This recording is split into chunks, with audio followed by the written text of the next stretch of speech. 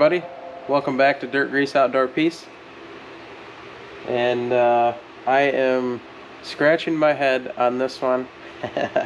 No, I'm just kidding. It is a, what the heck is this thing? I don't even know. I don't even know what it is. If you guys know what this is, leave a comment for me. So I have been procrastinating this for a long time, and even though it's still hunting season, I'm gonna take some time either in the evenings or on rain days or something when I can to dedicate to get this Honda put back together for a friend. And I've just been putting it off. I think when it's been here for over a year. I don't even remember what I was doing when this came here. I think I must have been maybe thinking about working on my car, and I think while I was, kind of bouncing back and forth between things, you work on something for a while and you kind of you're either like stuck doing some research on how to do something, or you're looking at parts or ordering parts, or you just plain get burned out on part of it and you need to take a break. This thing has been sitting here, and it came here. The guy just said, and I normally don't work on jet bikes. Maybe if it's something simple, carburetor or battery, or just something simple like that, I'll work on it, because I just know Harleys well enough where it's easy for me to just dive into one of those and work on one of those. Now this one, it's like I have to learn everything as I go, and it came here as just, can I get it running for him, maybe clean the carburetors, maybe do a tune-up on it, but basically just get it going. And so then when he came, he had this list, and I was just like,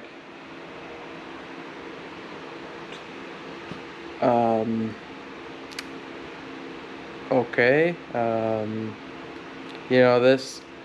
this guy is just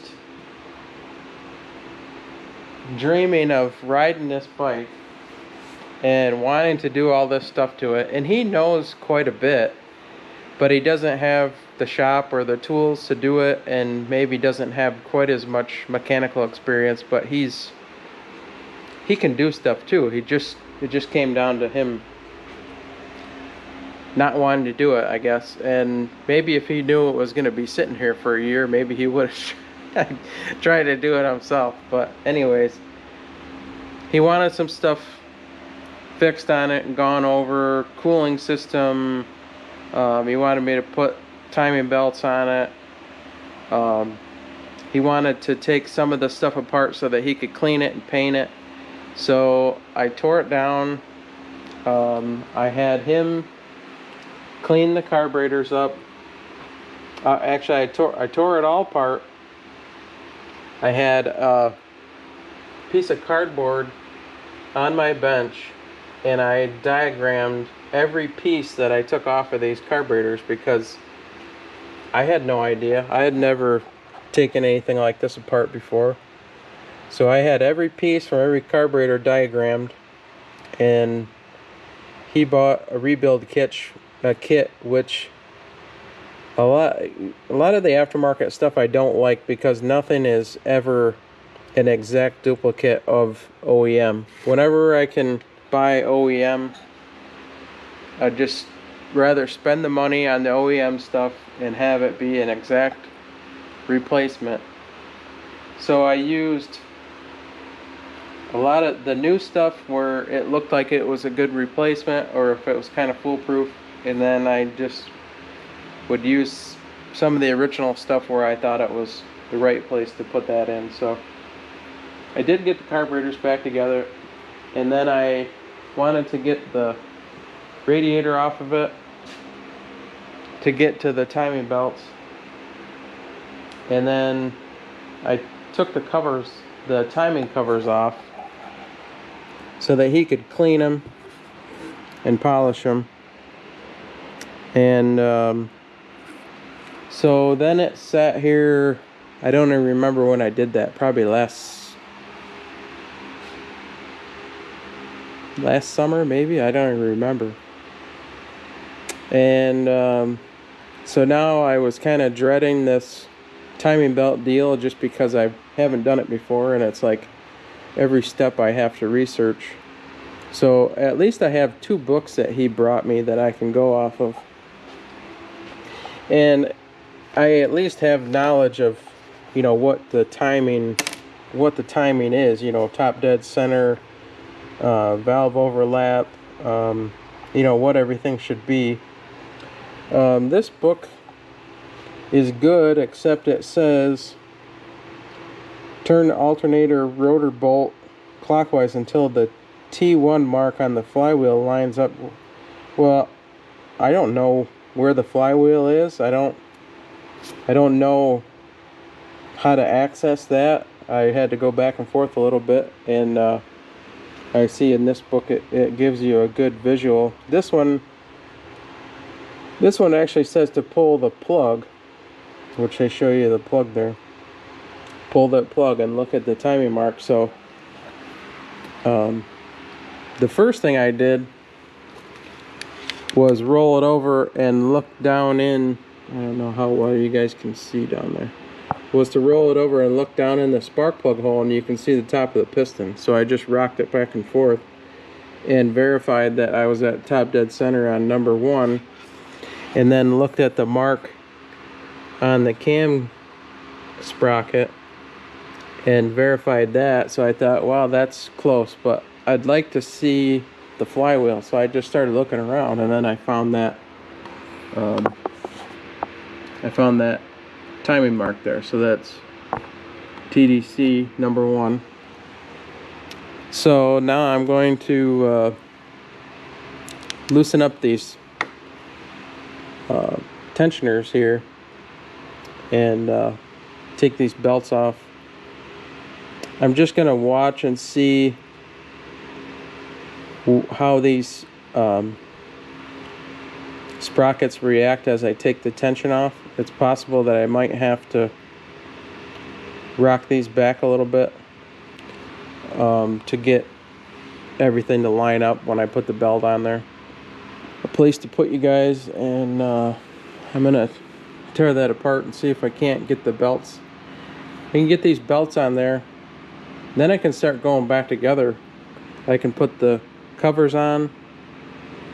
I can start figuring out that's the only problem with a project like this that's been apart.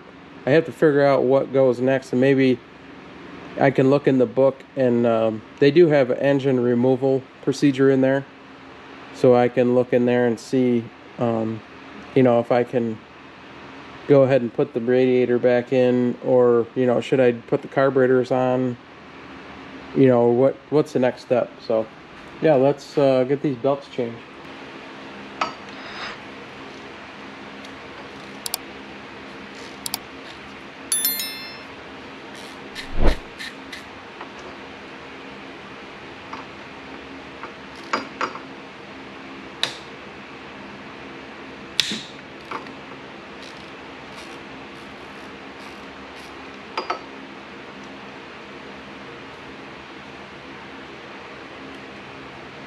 Oh, this side didn't move.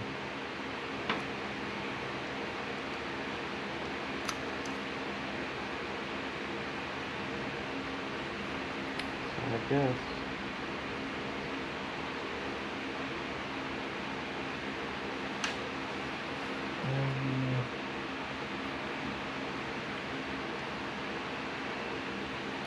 Figure out how to unhook the spring.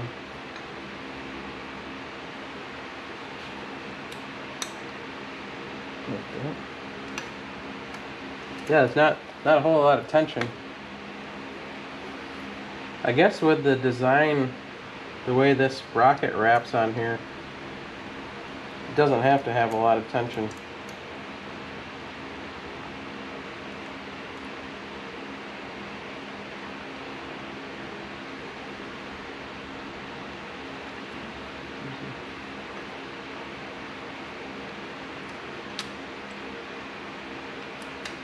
I guess I don't even need to remove that. I've got enough slack where I can just pull that out of the way. Yeah, I don't know if you guys noticed, I got the old man spectacles on. Getting older, my eyes aren't what they used to be.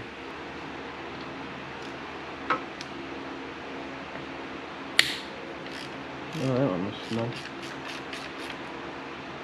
That one, I have to get a wrench.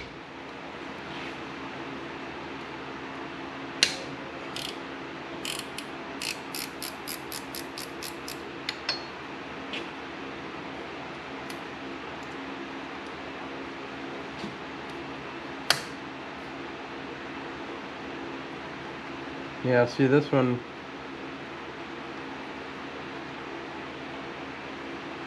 This one moved.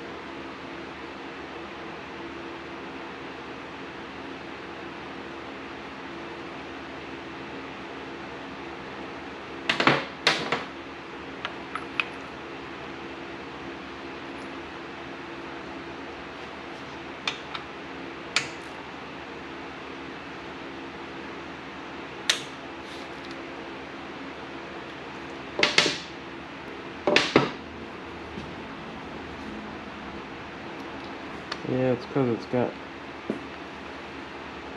tension on the valves. I think I am going to leave that in there. Just so there's a... The socket is over that bolt, so it can't go too far. If I pull that off like that, there we go. So now... Yeah, I might not go too far.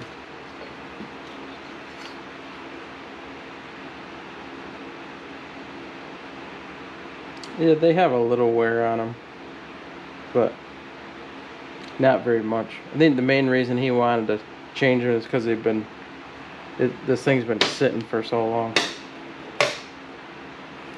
So this side here, you can slip off.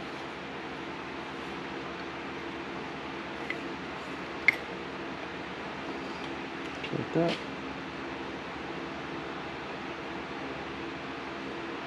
Yeah, it looks really...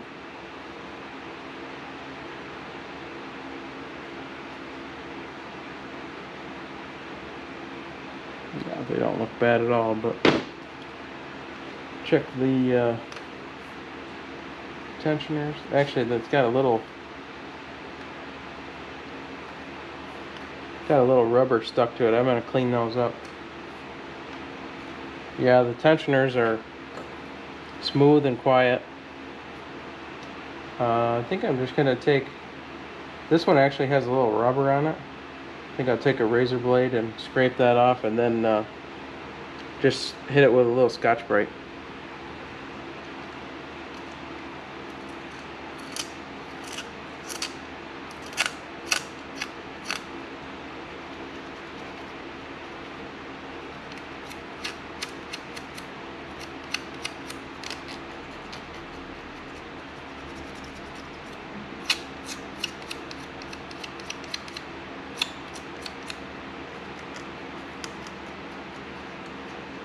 Yeah, it's hard. It's really hard. It's hardly anything, but it's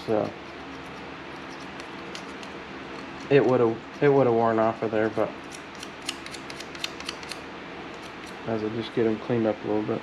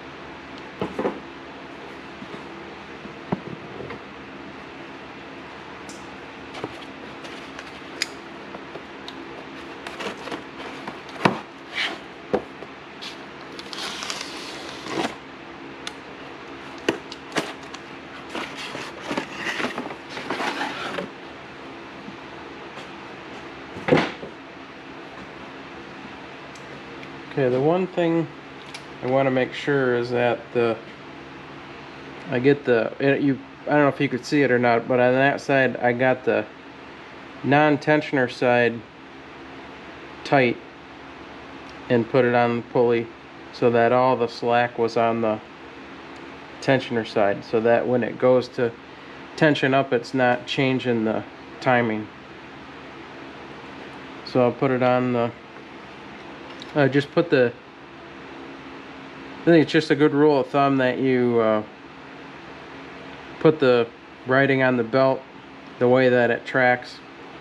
It probably really doesn't make a difference, but I know it's just a good habit to get into. So I'm going to put that on the crank pulley, and then make sure that's engaged. Before I put it on the tensioner, I'm going to bring it over here, and I got to move my sprocket. I'll line the timing mark up.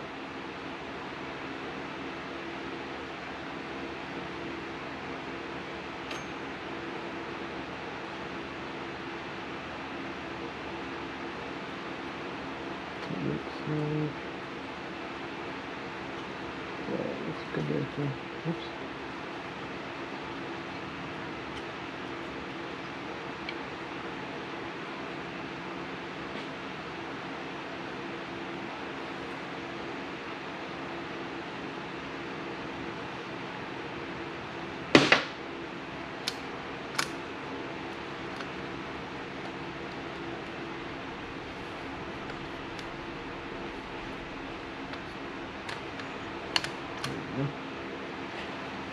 And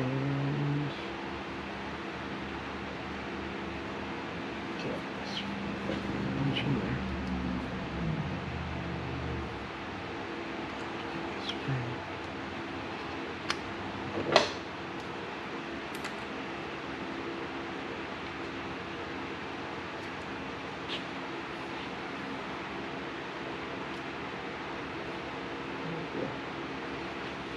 Okay, the spring is on.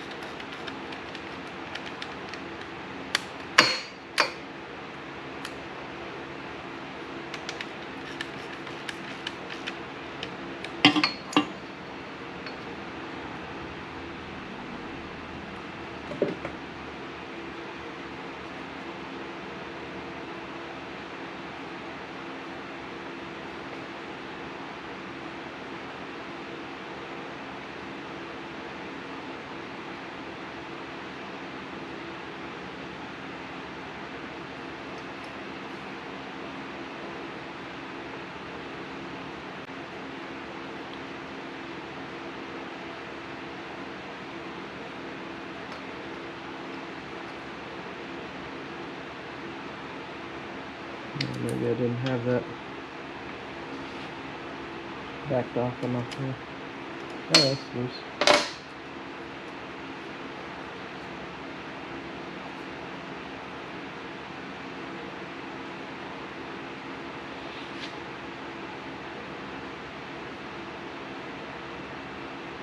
I check my top dead center mark.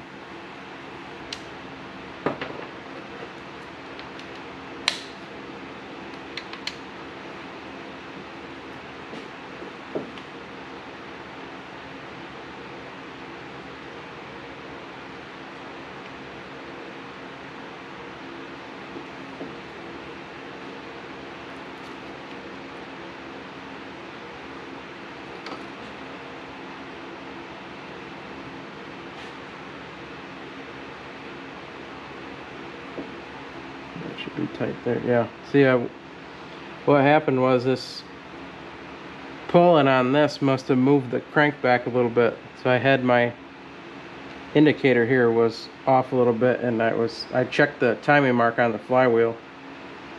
So that looks good now. The only thing that's weird about this is that you know, it isn't a whole lot of spring tension on there.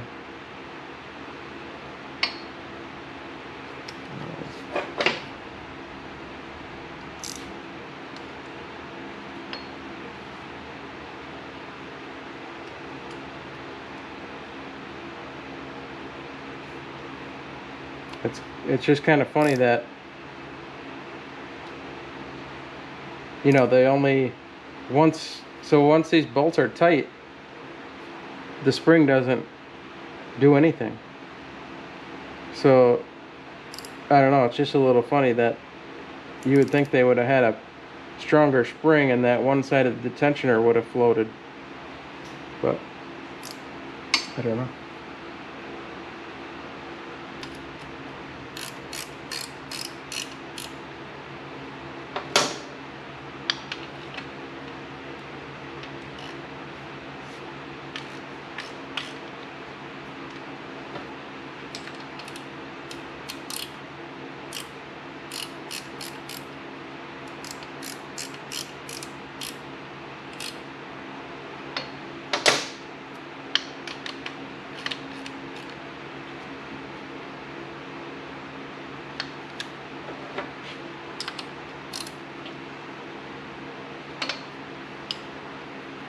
That's pretty tight.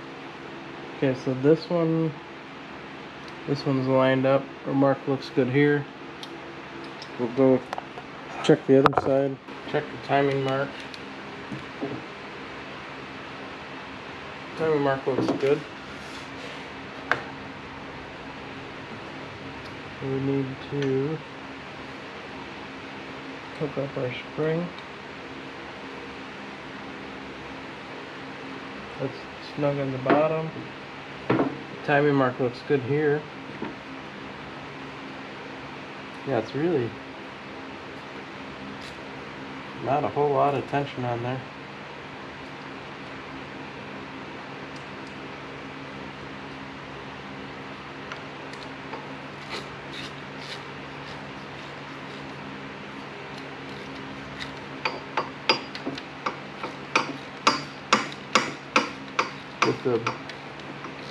Get the bolts in there close so that the tensioner is square, and then just loosen that just a little bit. Yeah, it looks like it's plenty tight, so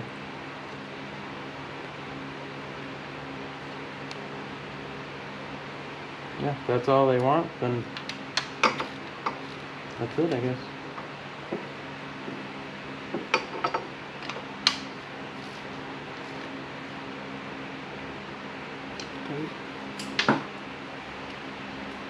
This one, that looks good.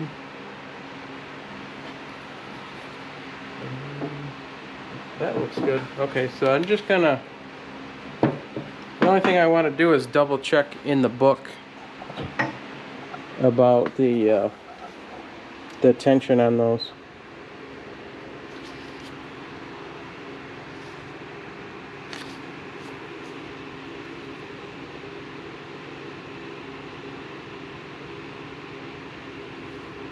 Yeah, make sure the up mark on the pulley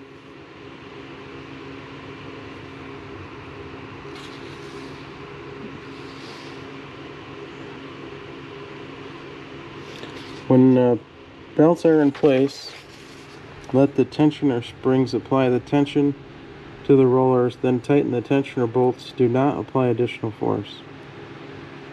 Install camshaft belt covers, install radiator. Okay, so I just verified that mark again. I'm still lined up here. Lined up on the other side. Yeah, the belts feel good, so we're gonna run it.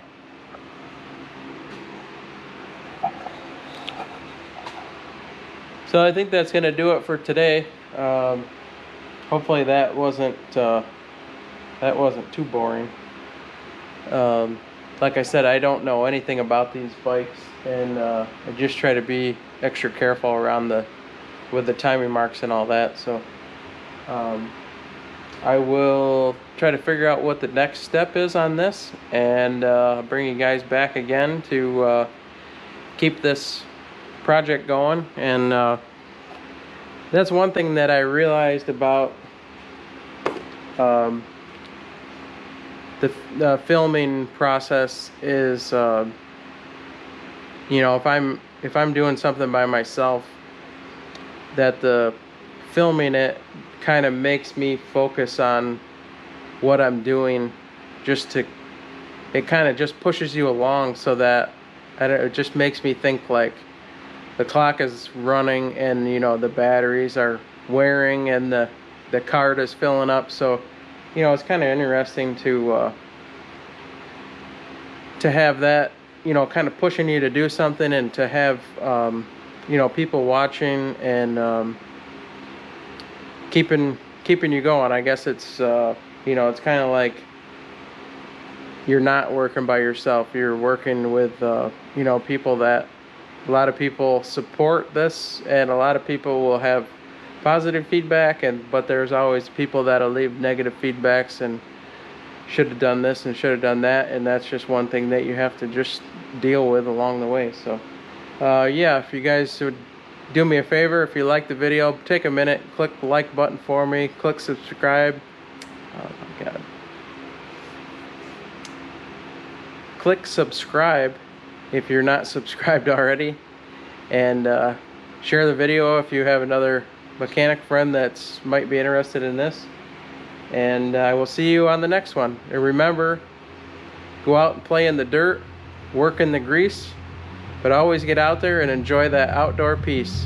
Thanks for watching, everybody. I'll see you on the next one.